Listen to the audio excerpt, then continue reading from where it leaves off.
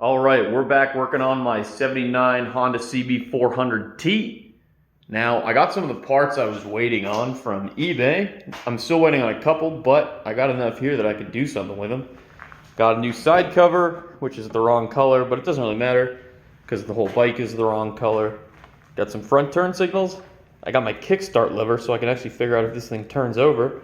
And I got this new kill switch and throttle assembly. Now, this isn't exactly how it came from eBay. I had to take the one from eBay and combine it with the one I already had. So I'll show you right now what I did for that. So this is the new throttle and kill switch assembly I just bought from eBay. You can see it's got everything I need. It's got all the wiring. It's much better than the old one, which is missing all of the wiring. It's all pulled out right where it connects to the switch. Now, this was actually the hardest part of all the stuff I had to buy to find for this bike. I found a lot of kill switches that were for other bikes that might have worked, but none of them came with the throttle tube. And it was important to me that it came with the throttle tube because my current one's real broken and crappy, and it's very hard to find these individually. So I ended up finding this kill switch assembly with the throttle tube on eBay. It wasn't that expensive, it was a good price. But as you can see, it's pretty shabby looking. Now, I've got my old one, and this one is mechanically useless. The switches are completely destroyed, but it does have a nice housing and a nice rubber, I don't even know what you'd call that, rubber switch hat. So my plan is to take all the good switches and the throttle tube out of this housing and put them in this housing and make it a best of both worlds here. Alright, I was able to take both assemblies and turn them into one good one. So you can see here I've got my kill switch and my start button. Both of those connect to a wiring harness now, which is good. It's in the better looking of the two houses, which it turns out it actually needed to be because the guy I bought this from, he just jammed this big screw into this housing that is not the right size or the right thread. And for starters, I can't really get that out. And also it's completely destroyed all the threads. The one thing I wasn't able to do was, I thought I would be able to use this better throttle tube, but it turns out it's actually broken where it's supposed to attach to the throttle cables, so I can't use that one. So I've still got the bad throttle tube on here, and that's pretty mangled, so I'm still going to keep looking for a better one, but this one, although it's broken on the end, it at least has intact throttle cable connectors, so I can use it if I have to, and maybe putting a grip over it will, fix that problem, but I'm really going to keep looking for a better one because that's junk. So the first thing I want to do is put this kickstart lever on. Since I got the bike, I have not actually seen the engine turn over. The guy who sold it to me claimed it did turn over, but I don't know, basically never believe something the guy who sold it to you tells you. So I'll get that installed and I'll kick it a couple times and see what happens.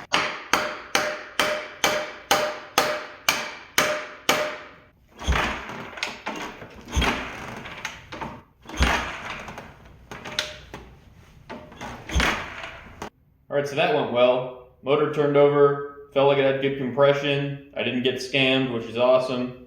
One thing I did notice is that I had the kickstart lever positioned way down like that. As its starting position, it should actually be way up like that. So I just need to put it back on.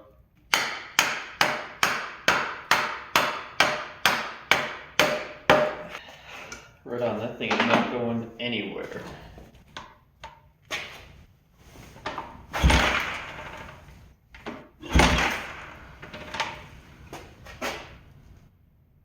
Cool.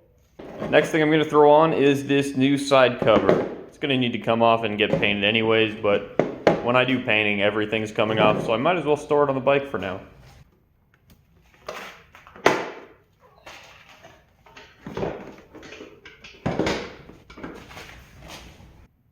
Can't really get a good wide shot of the bike with the new side cover just because of where it's sitting in my garage, but I mean, come on, that's not bad at all.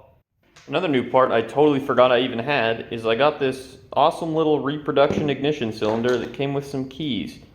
These keys obviously still won't work on my tank or my seat, but they do work on the cylinder. And it's got this real satisfying snappy click to it. This was pretty cheap. I'm assuming it's, you know, reproduction quality, but I think it'll do the job just fine, honestly. Alright, I freed the gauge cluster from the clutches of the single zip tie that was holding it on the bike, and I might as well toss this new ignition cylinder in there. It will not be difficult. It's literally this simple. Boop. But obviously, since I have no screws for anything on this bike, I'm gonna have to dig through my spare screws bucket and see if I got some that fits that. Most of my spares are from old Japanese cars, so hopefully there's a good overlap between old Japanese cars and old Japanese motorcycles. Problem is, all of my old Japanese cars are really more of a late 80s vintage and not a late 70s vintage. Not that I think it'll matter. Alright, not only did I find two bolts that are the right size, they are the same size. So this is some professional shit. They're not the same color, but come on, what do you want from me? Bam! That is a motorcycle with an ignition. I do get the feeling there's supposed to be some sort of plastic ring cowling type thing that goes around it, so there's not like an empty space in between the cylinder and the bevel of the plastic, but honestly, good enough. Now, let's see if I'm lucky enough to be able to find the two screws that mount this gauge cluster to my motorcycle so I don't have to use a zip tie again. Nice. Just a regular M10 bolt. I've taken 200 of these off my 240, so if this is what I'm going to be predominantly needing, I am all set. I probably am going to have to go to the hardware store for the teeny tiny ones that go in some of the handlebar controls. Alright, it's problem solving time. So I went to put the kill switch in the throttle assembly on. I got the throttle cables all hooked up. Everything seems to be good, but I have a horrible case of suicide throttle. That does not want to snap back on its own at all. So I got to figure out why that is. It could be the cables are just crap and there's too much friction. I don't think the problem is like the return spring in the throttle, because it snaps back no problem when the cables aren't connected. So what I'm going to do here is I'm going to pull the throttle cables off, and I'm going to see if they're any good and if I have to order new ones. Alright, so I got my suicide throttle problem pretty much figured out. These are the ends of the two throttle cables that attach to the throttle body. And as you can see, this one is very bent. This is the one that pulls the throttle open, and it's fine, there's no problems there, but this is the one that pulls it closed, and there's a lot of resistance. So if I go back to close, if I simulate opening the throttle, which would be done by my hand, it's not that bad. But if I simulate closing the throttle, which would be done by the throttle return spring, there's a lot of binding and resistance. Like, I'm pulling pretty hard right now before it wants to go back in, and you can see if I do it by hand using the throttle tube, it really doesn't want to go in and out smoothly. So I just have to replace this throttle cable, and hopefully then my throttle will be nice and snappy. Alright, thanks to movie magic, the throttle cable got here instantaneously. It in no way took a month to show up.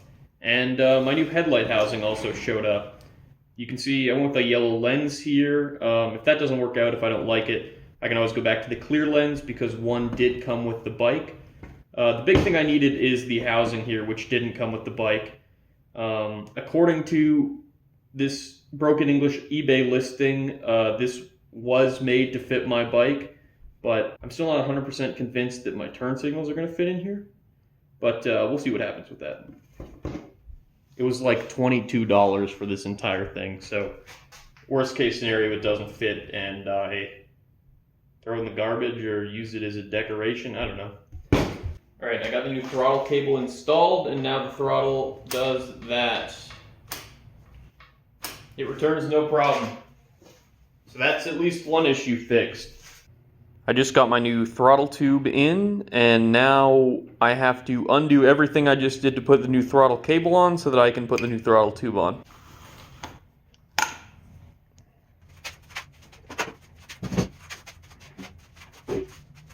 I really loaded this whole thing up with white lithium when I was trying to fix the sticky throttle problem, and now I really regret that.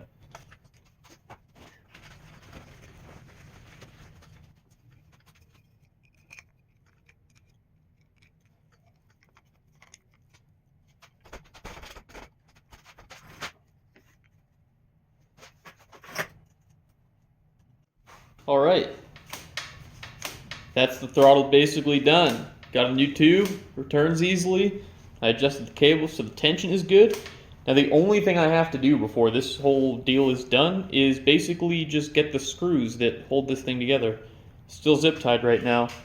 And at some point later on I'm probably just gonna inventory all of the screws I'm missing and then go on a giant hardware store hunt to see if I can't find them. But for now, I'm calling this problem solved. Alright, it's been a little while since I worked on the bike. I've been really busy, I've been moving and stuff, but now the weather's getting really nice and it might be time to ride soon, so I actually got to get moving on this thing. I got a couple things done today. First thing I did was track down all the mounting hardware for the hand controls so these aren't flopping around unattached anymore, which is awesome. I also charged the battery, which I wasn't able to do because I didn't have a battery charger that put out a low enough amperage. But I went and picked one up, charged the battery, and I tracked down the fuses I need because the previous owner apparently blew all the fuses. So now I think I should be good to stick those fuses in there and actually get a better idea of how well the electrical system's actually working. Okay, so I popped 3 fuses in. I don't actually know what fuses this is supposed to take, so I just popped in the 3 biggest fuses that came in the package I bought, a 30, a 20, and a 15. And let's see what we got here.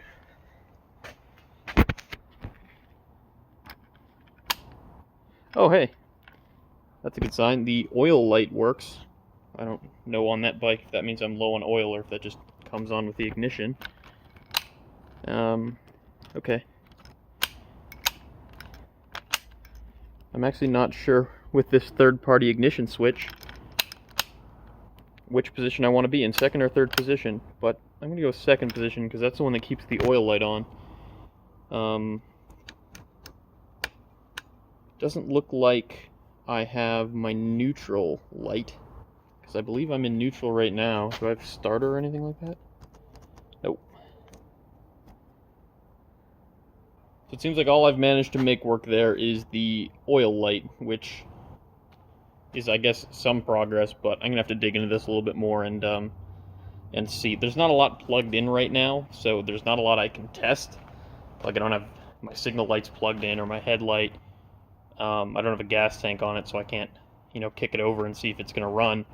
So, I got to do a little bit more. Oh, actually, it looks like my gauge lighting is on. Which is that? Doesn't seem to be affected by the headlight switch. Horn work? Nope, horn's not attached. Why would the horn work? Okay, I gotta do a little bit more work here and then I'll update you once I get more stuff working. One thing that's not making my life any easier is the sheer amount of unlabeled, unattached wires I have sticking out of the harness. I bet you in total I have about 10 of them just ending at a crimp connector, and I'm gonna have to go through with a multimeter and figure out what all of these do, or a shop manual. Hopefully a shop manual might be able to tell me what those are, but obviously whatever this wire is supposed to connect to is not going to be working right now. Alright, I accidentally stumbled on something here. I took this green wire coming off my headlight bucket and I attached it to some random green wire sticking out of the harness, and that gamble paid off because now I have a headlight. High beam and low beam. Neither of those beams don't look any different at all, but I'm also standing pretty close. Unfortunately, even though I do have the headlight working, I can't mount it yet because I don't have a proper headlight bucket, and actually these mounting brackets need to be modified, so that's the best I can do for the headlight right now. Another little bit of progress. There's this blue wire coming off the back of the headlight connector. Found a blue wire coming out of the harness. And now, my high beam indicator on the dash works. Now that I know there's a dedicated wire coming out of the cluster for the high beam light, I'm assuming there must be one coming out for the neutral light. So I think the next thing I'm going to do is try and figure out which wire's for the neutral light and see if I can get that hooked up. I've got this black wire here at the front with a spade connector on it, and I don't really know what it's for. And I was chasing around trying to figure out what it was for, and I found a connector back here that wasn't clipped in all the way, and it goes straight to the starter relay. So now, I have a starter. I still don't know what this black wire is for though, but we're making some progress. The main things right now that still don't work are my signal lights. I've got my front signals plugged into what I think is the right connectors, but still nothing happens when I hit the switch. I don't even get the light up on the cluster, and my neutral light still doesn't work, and I haven't even tried my rear signal lights or my brake light, which I might start poking into right away here, because I'm wondering if maybe the reason my front signals don't work is because the circuit has to be closed and that's part of the circuit. I find that unlikely, but it's at least a starting point here. So I don't know what the hell happened, but I accidentally made some progress. Last night I blew the 30 amp main fuse and I didn't have a spare. So I figured I'd call it a night and come back today. And I came back today, put the new fuse in, hit the ignition, and all of a sudden I've got the neutral light. And it works. I can shift it out of neutral, and it turns off. Shift it into neutral, turns back on. So now if I turn my high beams on, I've got 3 of those lights. The only one I don't have is this turn signal light. But I do have the wiring diagram now. Thanks to whoever it was in the comments that sent me the link to this. And now I can actually wire up the turn signals properly. I realized I had them hooked up kind of properly before, but not 100%. And the reason behind that is, on the back turn signals, it's kind of hard to see, there's a ring terminal that goes around the base of them to ground it. And I don't have that in the front. I don't know what happened to it, but I can see on the wiring diagram, I'm supposed to have a ring terminal there that goes around the base of the turn signals and grounds them. I don't have that, but I can make a ground there, and then hopefully then my signals will work. Alright, I think this video is getting pretty long, so I'm going to cut it off here. I still have some wiring left to do, most notably those signal lights, and also I'm still waiting on my last big shipment of parts to arrive. But I think next video we should be able to get this thing fired up and take it for a test drive, so stay tuned for that.